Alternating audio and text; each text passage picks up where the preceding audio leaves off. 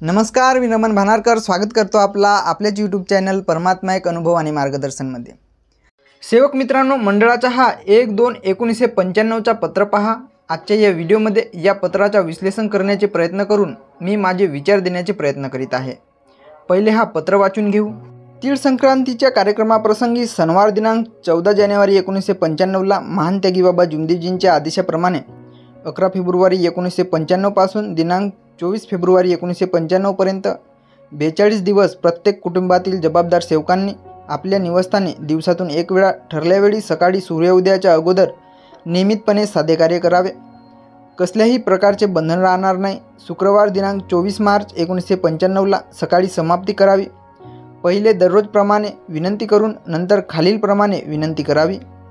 विनंती अशी आहे की भगवान बाबा हनुमानजी आणि महान त्यागी बाबा जुमदेवजी यांना आम्ही अशी विनंती करतो की सेवकांची एकता भंग करणारे, मानवधर्माच्या कार्यास अडथळा निर्माण करणारे, सेवकात अस्थिरता माजविणारे, तसेच स्वतःचा मोठेपणा दाखवण्यासाठी सेवकात मतभेद निर्माण करणाऱ्या सेवकांना सर्व सेवकांसमोर उघडीस आणावे।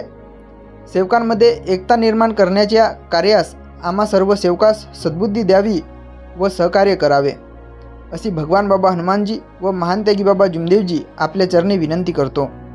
आता विचार करा की त्यावेळेसही बाबांच्या हयातीतही एकता भंग करणारे, मानवधर्माच्या कार्यास अडथळा निर्माण करणारे, अस्थिरता निर्माण करणारे, स्वतःचा मोठेपणा दाखवून सेवकात मतभेद निर्माण करणारे सेवक होते। आणि त्या सेवकांना समोर आणण्यासाठी बाबांनी 42 दिवसाचे साधे कार्य करण्याचा आदेश दिला। पण बाबांच्या हयातीत कोणी समोर आले नाही आणि बाबा परमेश्वरात विलीन झाल्यानंतर आस्ती सर्व समोर येऊ लागले। परमेश्वरांनी मानवाला बैमान म्हटले आणि खरंच मानव हा बैमान आहे।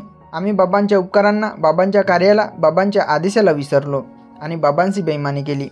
बाबांनी मानवधर्माच्या स्थापनेच्या 20 वर्षानंतर सेवकांचा मंडळ बनवला आणि एक अशी व्यवस्था बनवली जिथे बाबांनी सर्व सेवकांना अधिकार दिले। मंडळात निवडणूक सुरू करून सेवकांच्या हातात मंडळाची धुरा दिली। बाबांनी बनवलेली ही एक अशी व्यवस्था आहे जेथून बाहेर निघून स्वतःची संस्था बनवण्याची गरजच नव्हती।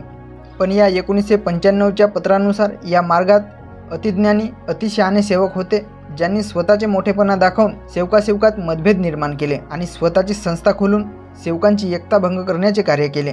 आणि आज आपण पाहतो की गावागावात सेवकात मतभेद आहेत आणि याचा सर्व दोष मंडळाला दिले जाते। पण विचार करा, अभ्यास करा की खरंच एकता भंग करण्यामागे मंडळ दोषी आहे का?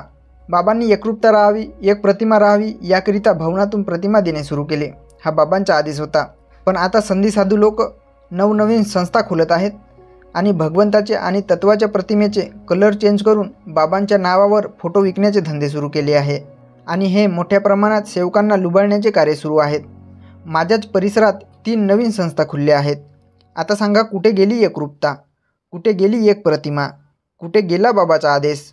या मार्गाची एकता भंग करण्यामागे बाबांनी स्थापन केलेल्या मंडळाच्या विरोधात संस्था खोलणारे लोक आहेत, ज्यांना समोर आणण्याकरिता 1/2/1995ला बाबांनी 42 दिवसाचे साधे कार्य करण्याचे आदेश दिले होते। आपण या पत्रात पाहिले की बाबांच्या हयातीतही स्वार्थी लोक होते आणि आताही आहेत आणि समोरही राहतील, कारण मानव हा बैमान आहे। म्हणून आपल्याला जगायचं आहे, सत्य काय आहे ते ओळखून सत्याच्याच मागे उभे राहायचे आहे आणि सत्याचाच प्रचार करायचा आहे। म्हणून अभ्यास करा, विचार करा, विचारी बना। कारण बाबांचा संदेश आहे कि मानव लाख चतुराई करेगा पर मानव को सत्य के लिए जागना होगा। वैचारिक क्रांति का मार्ग है, अविचारी लाभ उठा रहे हैं, इसलिए दैवी शक्ति का उगम हुआ है।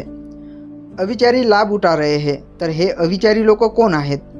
ज्यांनी बाबांच्या विचाराचा, बाबांच्या कार्याचा, बाबांच्या शब्दाचा, आदेशाचा विचार केला नाही आणि सेवकांमध्ये अस्थिरता निर्माण केली, ते लोक आहेत। मंडळ हा सुरुवातीपासूनच एकता निर्माण करण्याचे प्रयत्न करीत आहे। मंडळाच्या मागच्या बॉडीमध्ये 2013मध्ये एकता निर्माण करण्याकरिता त्यावेळेचे अध्यक्ष आणि मंडळाचे पदाधिकारी संस्थेत जाऊन एकता निर्माण करा, मंडळात सामील व्हा असे समजवत होते, पण कोणी सामील व्हायला तयार झाले नाही। आणि आताच्या बॉडीमध्ये सुद्धा एकता निर्माण करण्याचे प्रयत्न सुरू आहेत आणि समजवण्याचे प्रयत्न सुरू आहेत। पण आता समोर समजेल की कोण पैसा, मान सन्मान, पद प्रतिष्ठा सोडून बाबांच्या विचाराची एकता निर्माण करण्यास सहकार्य करतो ते। एकता निर्माण व्हायला पाहिजे याकरिता परमेश्वरांनी आम्हा सर्वांना सद्बुद्धी द्यावी। बाबांनी सांगितले की हा वैचारिक क्रांतीचा मार्ग आहे, म्हणून जुन्या विचारात फसू नका, स्वतः जागून इतरांना जागवा। माझ्या सांगण्यात काही चुका झाल्या असतील तर कमेंटमध्ये मला सांगा. एवढेच बोलतो. सर्वांना माझा नमस्कार.